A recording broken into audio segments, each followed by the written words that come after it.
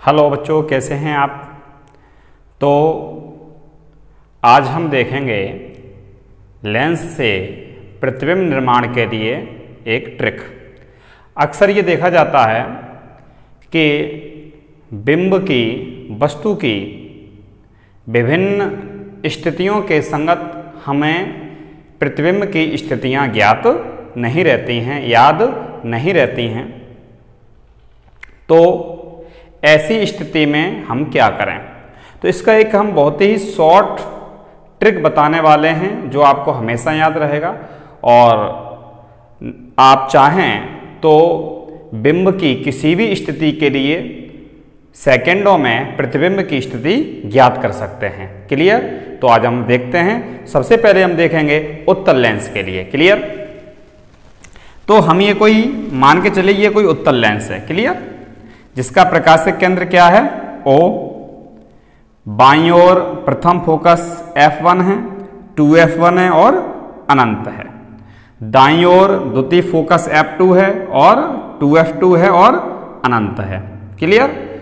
2F1 का मतलब है F1 से दोगुनी दूरी पर कोई बिंदु से हम क्या कहेंगे, 2F1। 2F2 का मतलब क्या है, F2 से दोगुनी दूरी पर कोई बिंदु, जिसे हम क्या कहेंगे, 2F2। क्लियर। अब हमेशा हम जो बिंब रखते हैं लेंस के बाईं ओर रखते हैं, तो बाईं ओर हमने कौन सी स्थिति ली, बिंब की। प्रतिबिंब जो बनता है उत्तल लेंस में मोस्टली दाईं ओर बनता है, तो इधर ली हमने प्रतिबिंब की स्थिति। क्लियर। और हमने प्रतिबिंब की स्थिति में पॉइंट नंबर 2 एक बनाया है जिस पे लिखा हुआ है 2F2, और 2F2 पे हमने एक ऊपर की ओर तीर का चिन्ह लगाया है और क्या लिखा है, प्रतिबिंब बिंब के बराबर। यानी कि जब आपका प्रतिबिंब 2F2 पर बनेगा तो प्रतिबिंब का आकार बिंब के आकार के बराबर होगा। और जब आपका प्रतिबिंब 2F2 से प्रकाशिक केंद्र के मध्य बनेगा, किधर बनेगा, 2F2 से प्रकाशिक केंद्र के मध्य, तो प्रतिबिंब कैसा बनेगा, बिंब से छोटा। इधर तीर का चिन्ह लगा है ना इस साइड में, यानी कि इस साइड में जब आपका प्रतिबिंब बनेगा, कहने का मतलब 2F2 और प्रकाशिक केंद्र के मध्य तो छोटा बनेगा। और प्रतिबिंब 2F2 से जितनी दूर प्रकाशिक केंद्र की ओर होगा उतना ही छोटा होगा। क्लियर।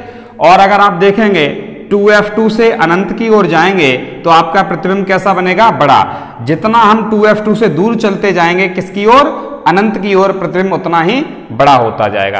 कहने का मतलब इस दिशा में बढ़ने पर प्रतिबिंब का आकार बढ़ेगा, इस दिशा में चलने पर प्रतिबिंब का आकार घटेगा, और इस पॉइंट पर प्रतिबिंब कैसा होगा, बिंब के आकार का। क्लियर। तो सबसे पहले चलेंगे हम बिंब की स्थिति। इसमें हमने नंबर 1 किसको दिया हुआ है, अनंत को। तो बिंब की स्थिति कहां पर है, अनंत पर।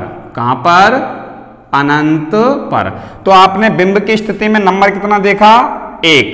कितने, कहां पर है बिंब, अनंत पे। तो देखो प्रतिबिंब की स्थिति में नंबर 1 कहां है, ये रहा, और इस पे कौन सा पॉइंट है, F2। तो प्रतिबिंब की स्थिति में आप क्या लिख दोगे, F2 पर। क्लियर।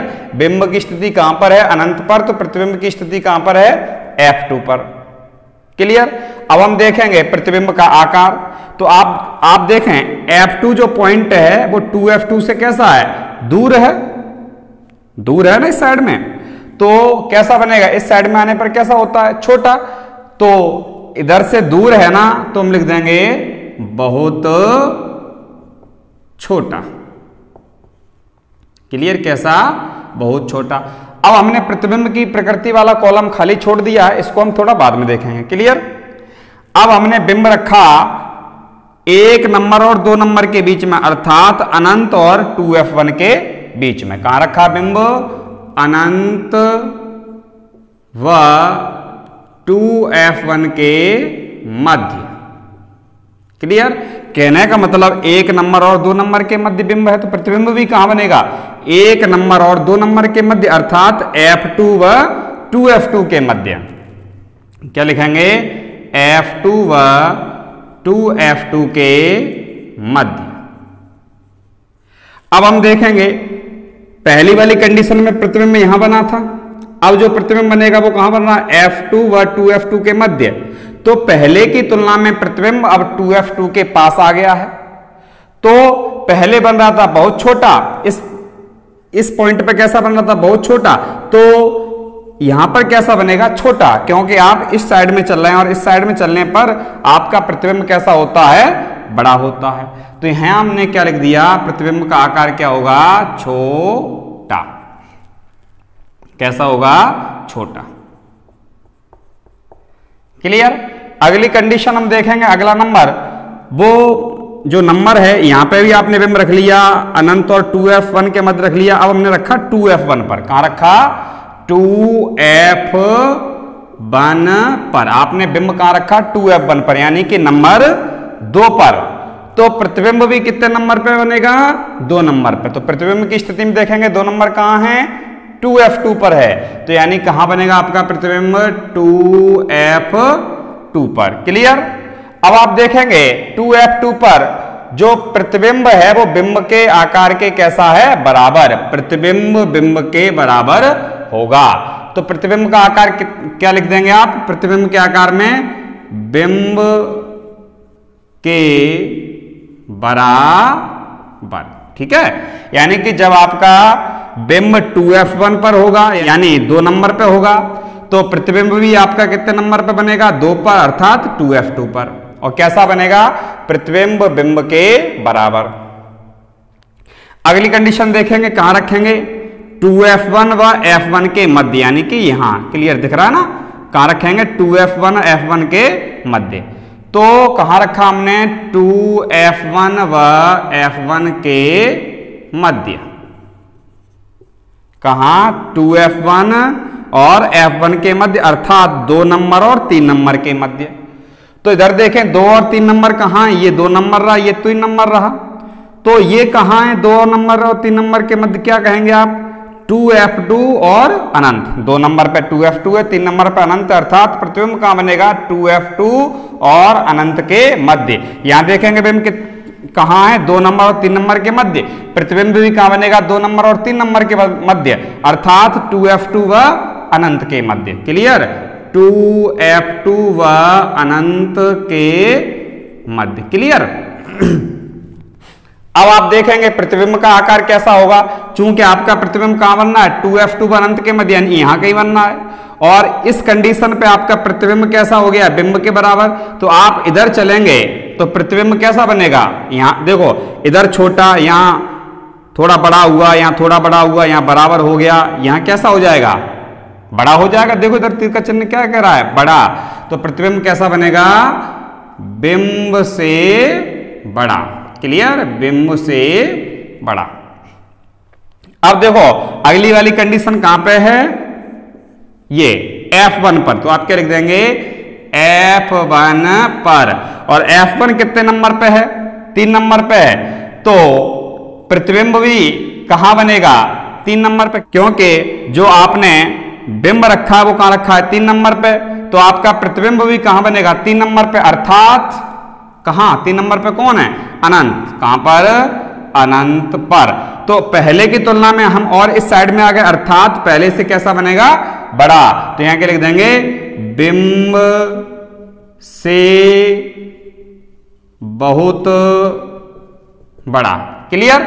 अब अगली कंडीशन बची वो ये बची, यहां रखेंगे हम बिंब को, यानी कि F1 व O के मध्य। और ये वाली जो कंडीशन है आप देख लेना, हमने ये क्या लिखा, आप बात, यानी कहां रखा मैंने, F1 व O के मध्य।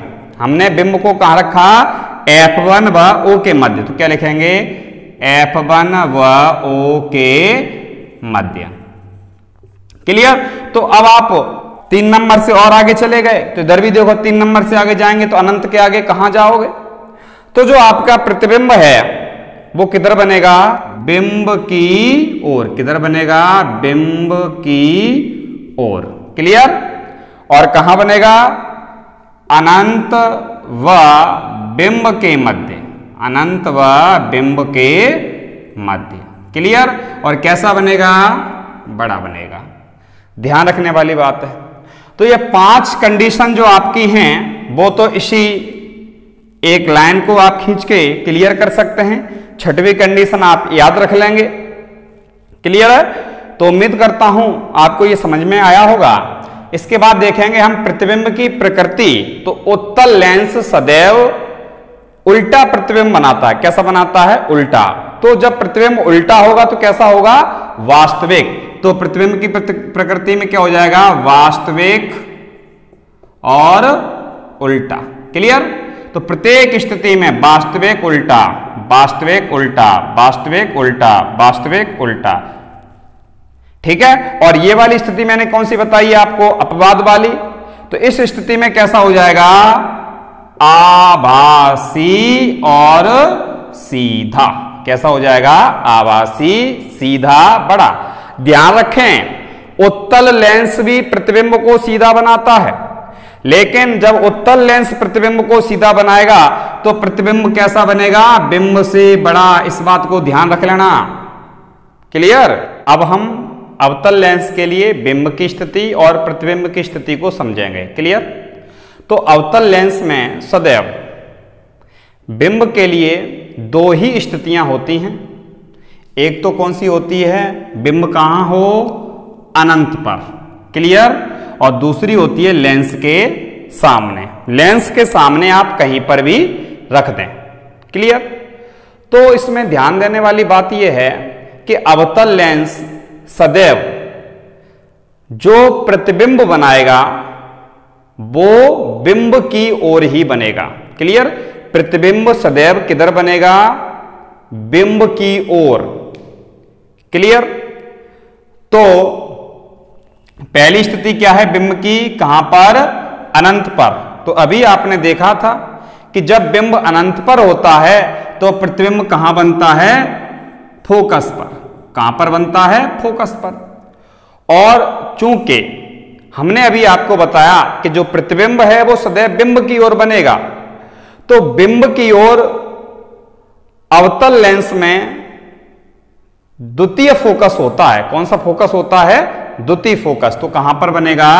F2 पर। क्लियर? क्योंकि अवतल लेंस में बिंब की ओर द्वितीय फोकस होता है। अब हमने रख दिया आपका जो बिंब है वो कहां रख दिया? लेंस के सामने। लेंस के सामने आप कहीं पे भी रखो, चाहे 2F2 व F2 के मध्य रखो, चाहे अनंत व 2F2 के मध्य रखो, हमेशा जो प्रतिबिंब आपका बनेगा वो बनेगा प्रकाशिक केंद्र O व F2 के मध्य। किधर बनेगा? प्रकाशिक केंद्र O व F2 के मध्य। क्लियर? और जब आपने बिंब को अनंत पर रखा था तो प्रतिबिंब का जो आकार होता है, हमने पिछली ट्रिक में भी आपको बताया था, वो कैसा होता है? बहुत छोटा। और जब आप अवतल लेंस में बिंब को लेंस के सामने कहीं पर भी रखेंगे तो प्रतिबिंब सदैव ही छोटा रहेगा। कैसा रहेगा? छोटा। किससे छोटा? बिंब से छोटा। किससे छोटा रहेगा? बिंब से छोटा। ध्यान रख लेना, अवतल लेंस में प्रतिबिंब हमेशा बिंब से छोटा रहता है। अब हम देखेंगे प्रतिबिंब की प्रकृति। तो इसमें जो प्रकृति होगी वो उत्तल लेंस से बने प्रतिबिंब की प्रकृति की विपरीत होगी, क्योंकि उत्तल लेंस और अवतल लेंस की प्रकृति भी आपस में विपरीत होती है। तो उत्तल लेंस में आपने देखा था जो प्रतिबिंब था वो वास्तविक और उल्टा बन रहा था। तो इसमें कैसा बनेगा? आभासी और सीधा। क्लियर? आभासी और सीधा। क्लियर? कोई समस्या इसमें? ध्यान रखें, अवतल लेंस में हमेशा प्रतिबिंब कैसा बनेगा? सीधा। अवतल लेंस के द्वारा प्रतिबिंब हमेशा कैसा बनेगा? सीधा। और हमेशा कैसा होगा? बिंब से छोटा। क्लियर? अब आपके लिए ये दो सवाल हैं। पहला सवाल क्या है? एक लेंस द्वारा किसी बिंब का प्रतिबिंब सीधा व बिंब से छोटा बनता है तो ये लेंस उत्तल है या अवतल। और दूसरा सवाल है एक लेंस द्वारा किसी बिंब का प्रतिबिंब सीधा एवं बिंब से बड़ा बनता है तो ये लेंस उत्तल है या अवतल। तो आपको मैंने दो क्वेश्चन दिए हैं और इन दोनों क्वेश्चन का जो आंसर है वो आप कमेंट बॉक्स में लिखेंगे। जब पहले क्वेश्चन का आंसर लिखेंगे तो नंबर 1 लगा देना है और दूसरे क्वेश्चन का आंसर लिखना है तो नंबर 2 लगा देना है। क्लियर? एक बात और आपको बतानी थी कि अगर हम अवतल लेंस में बिंब को लेंस की ओर लाएं, क्लियर? अगर हम अवतल लेंस में बिंब को लेंस की ओर लाएं तो प्रतिबिंब का आकार बढ़ता जाता है, अर्थात प्रतिबिंब बड़ा बनता जाता है, लेकिन सदैव बिंब से छोटा रहता है। उम्मीद करता हूं आपको यह समझ में आया होगा। धन्यवाद।